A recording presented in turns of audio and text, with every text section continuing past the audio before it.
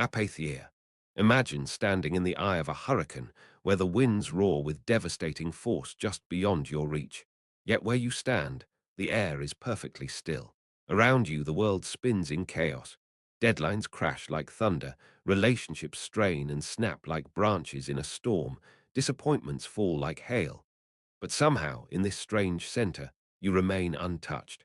This is the paradox of apatheia, the ancient Stoic ideal that seems to promise the impossible, complete emotional invulnerability in a world designed to wound us.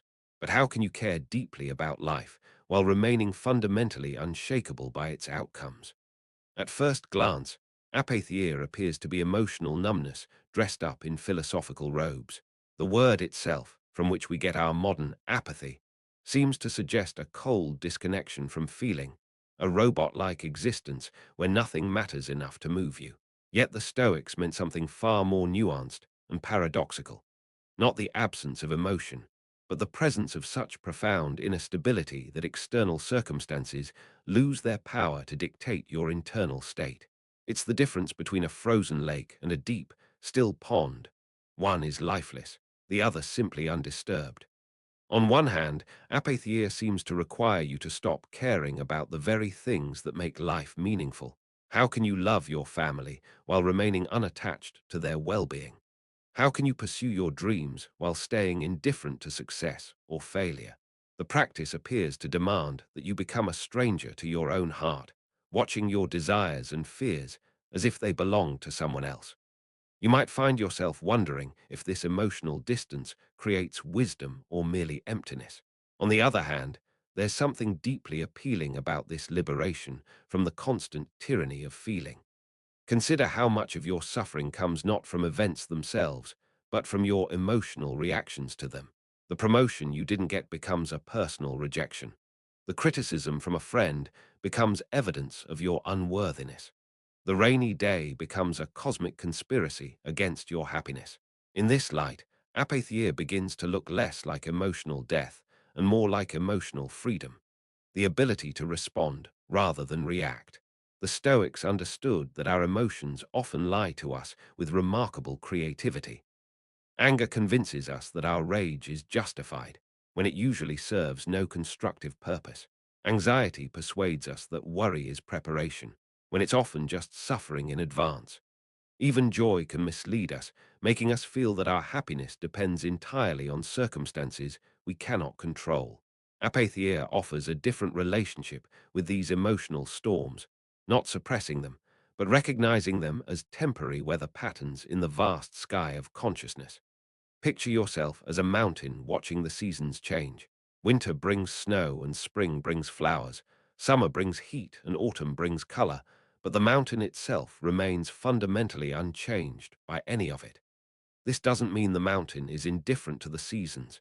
It experiences each one fully, but it doesn't derive its identity or stability from any particular weather. You begin to see that apatheia might be less about not feeling and more about not being controlled by feeling. The practice reveals itself as surprisingly active rather than passive. Instead of numbing yourself to pain, you develop the capacity to hold space for it without being overwhelmed. Instead of avoiding disappointment, you learn to meet it with curious attention rather than reactive resistance. You discover that there's a profound difference between experiencing an emotion and being hijacked by it, between acknowledging a feeling and letting it write the story of your day. This philosophical stance touches something fundamental about human identity and freedom.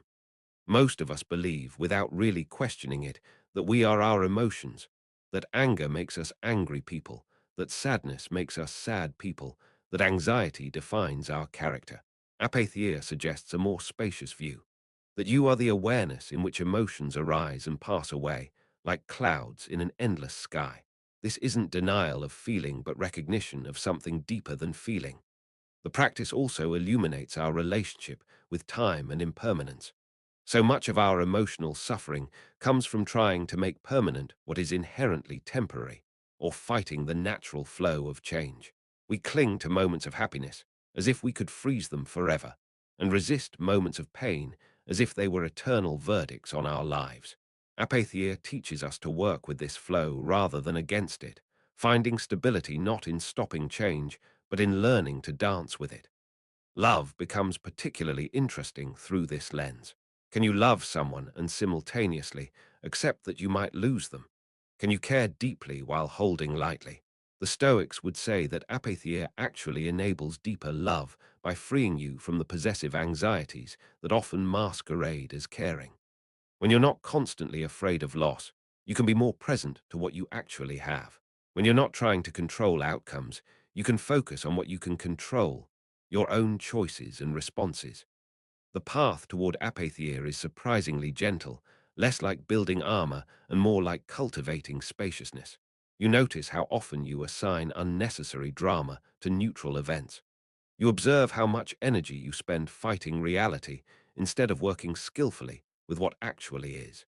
You begin to recognize the difference between appropriate concern and anxious rumination, between healthy sadness and unnecessary suffering, between righteous anger and destructive rage.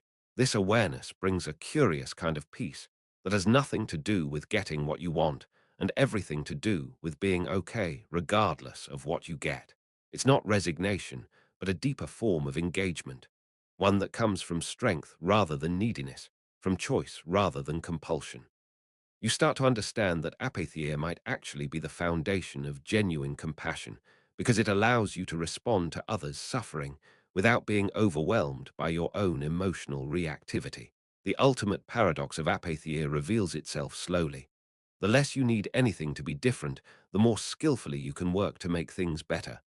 When you're not driven by desperation or attachment to outcomes, your actions become clearer, more creative, more effective.